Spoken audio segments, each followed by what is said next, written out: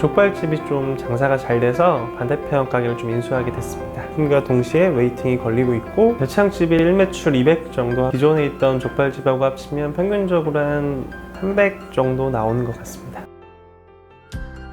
여기 족발집 한 동만 넘어서면 한 40개 정도 있는 것 같아요.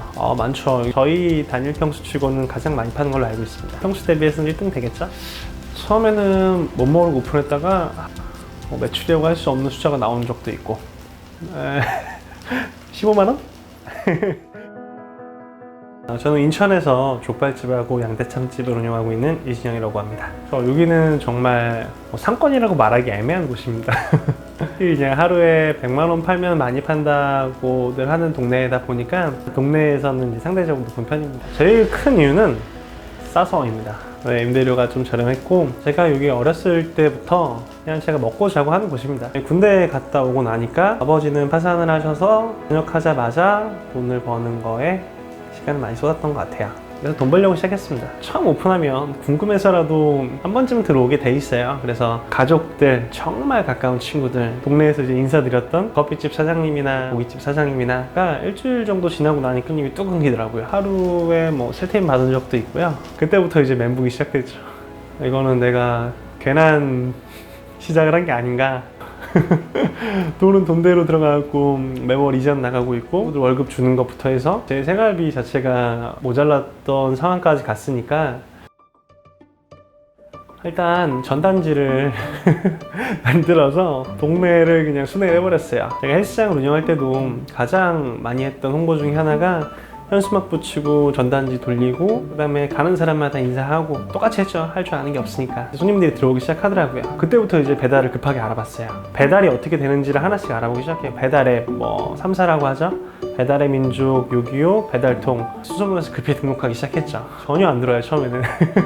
그 등록만 하면 되는 줄 알았는데 그게 전혀 아니었고, 리뷰를 어떻게 써야 되는지, 상권마다 또 가격 설정이라든가 이런 거, 그때 밤새서 그런 것만 만졌던 것 같아요. 제가 처음 장사했을 때만 하더라도 배달의 민족이 좀 비딩을 할 수 있는 시스템이어서 친구들한테 돈 빌려갖고 광고 입찰을 다 받아냈습니다.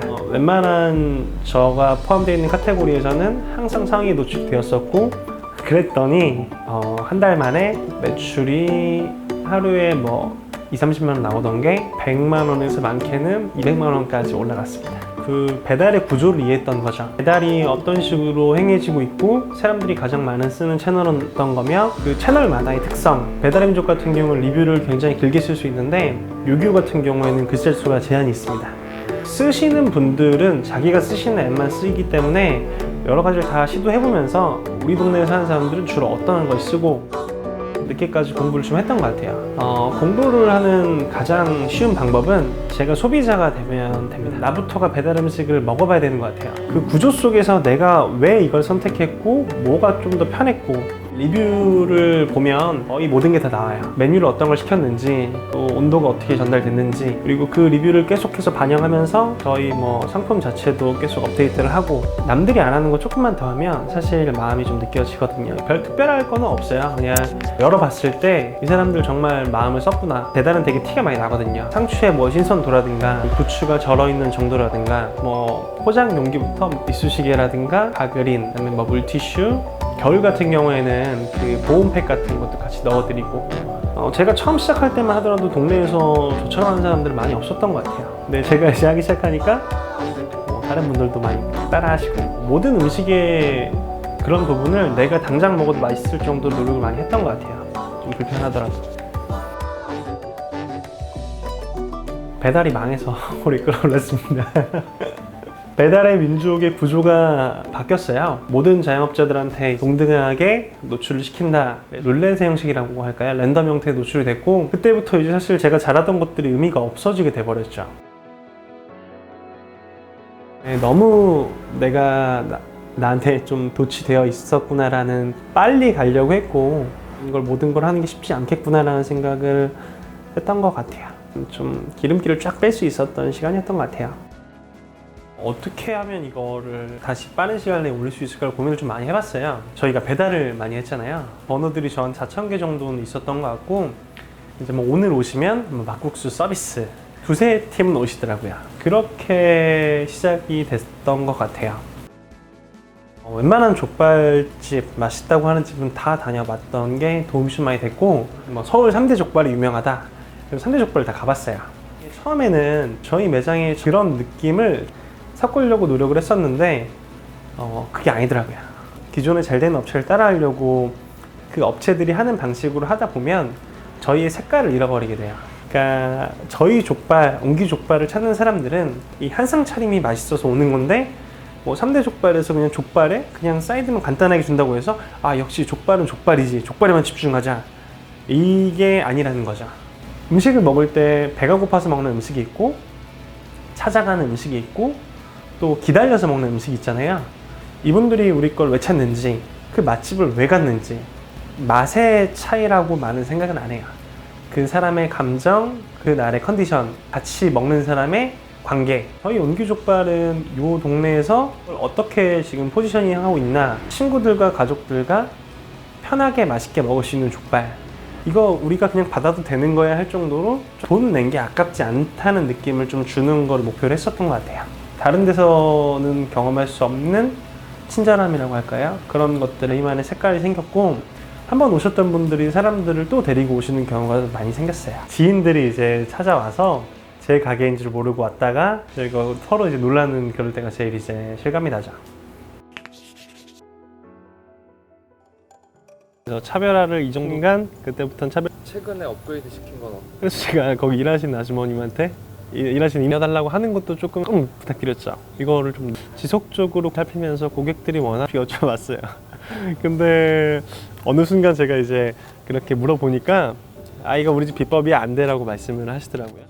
족발에 갑자기 뭐가 튀김 족발이 나온다거나 무슨 설탕 족발, 뭐 다르다의 표현이 완전히 맥락이 달라서 이런 게 아니고, 족발 본연의 거에 충실하되 사람들이 느낄 수 있는 작은 소구 포인트를 만들어 보자라고 생각을 해서 이 숟가락집 같은 것도 만들고, 고객님이 존재해서 저희 매장이 있을 수 있다, 뭐 이런 작은 문구로 해서 임금님 밥상 같은 그런 글도 있잖아요. 불족발 같은 경우도 뭐 대파라든가 꽈리고추 같은 걸 올리기 시작했고, 이게 우리다라고 하는 것보다는 예. 다시. 저도 처음에는 제가 좋은 것들, 또 제가 좋아했던 것들을 매장에 많이 녹여냈던 것 같아요. 근데 사실 먹는 사람은 제가 아니었던 거죠. 물어보기 시작을 했죠.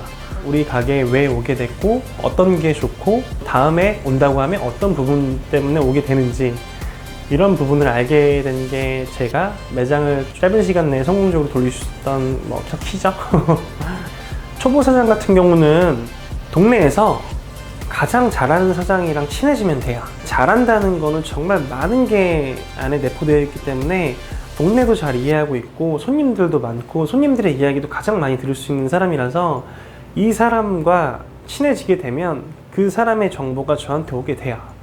그리고 이미 잘하는 사장이기 때문에 이 못하는 사장을 경계하거나 미워하지는 않을 것 같아요.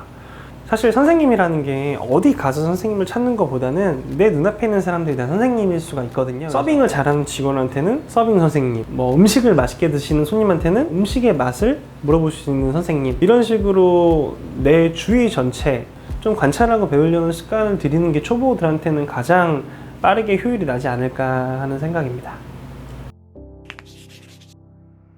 배움을 위한 배움을 경계하라, 이렇게 스스로 정의를 내렸는데, 모르고 하면 바보가 돼버려요. 근데 너무 많이 알아도 바보가 되는 것 같아요. 그 경계가 조금 있어야 되고, 사실 배움의 모든 건 현장에 있다고 생각을 해요. 근데 또 현장에만 있다 보면 그 현장에 매몰돼서 더 나은 것들을 하지 못하는 경우도 생기고, 이 이상으로 커지질 못하니까 또 내가 품고 있는 사람들이 죽을 수도 있는 거고, 이 간극을 정확하게 이해를 하셔서 뭐라고 하면 그냥 문제가 안 되는데, 그냥 나는 매장을 잘 되기 위해 이것저것 뭐 마케팅도 배우고 독서 모임도 가고 끝이 없어요. 배움을 쫓아가다 보면 결국 내 매장에 대한 배움이 없어요. 내가 밖에 나가서 배우는 시간 동안 내 매장은 죽고 있는 거죠. 대부분의 것들이 현장에서 직원들과 밥 같이 먹으면서 손님들하고 웃고 떠들고 하면 사실 끝이 있을 수 있는 영역이 아니거든요.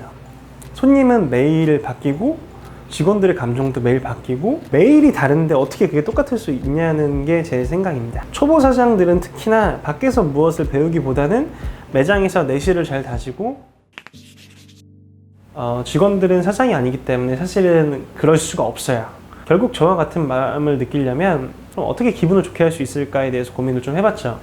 칭찬을 받게 하자, 손님들한테. 서비스에 대한 건 조금 자유롭게 풀어주세요. 뭐 자기 내 권한이 생기다 보니 그러니 당연히 이제 맨날 인사만 하던 친구가 자기가 서비스 주는 걸로 준다고 하니 고객들도 기분 좋아하고 나를 알아주는 사람이 있고 또 내가 반길 수 있는 사람이 있고 손님과 친해지게 만들고 여기서 일하는 동안 내가 하는 일이 의미가 있는 일이고 뭐 엄청 대단한 일은 아니지만 분위기를 유도했던 것 같아요. 그러니까 뭐 음식을 아끼려고 하지 말고 이거는 이 친구들의 칭찬을 받게 하는 비용이다, 이렇게 생각을 하면서 저는 이제 이 친구들이 밝게 웃으니까 좋았던 거죠. 제일 큰 거는 돈은 스스로 걸어 다니지 않는다, 이 명제가 가장 큰 것 같아요.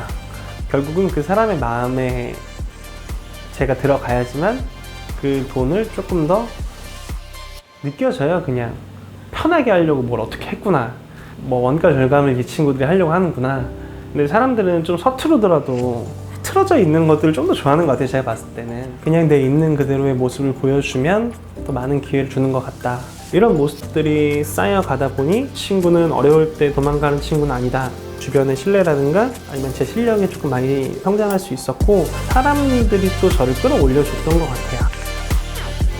그러니까 중학교 1학년 때는 집이 상대적으로 어렵다 보니 등교에서 학교할 때까지 말을 한마디도 안 했어요. 14번 일어나서 책 읽어 이런 게 있었는데 저는 끝까지 읽지 않고 나가서 맞았어요. 그게 말을 하기 싫었던 거죠. 지금은 이제 그걸 알죠. 그랬을 때보다 안 그랬을 때 더 많은 가능성이 있다는 걸.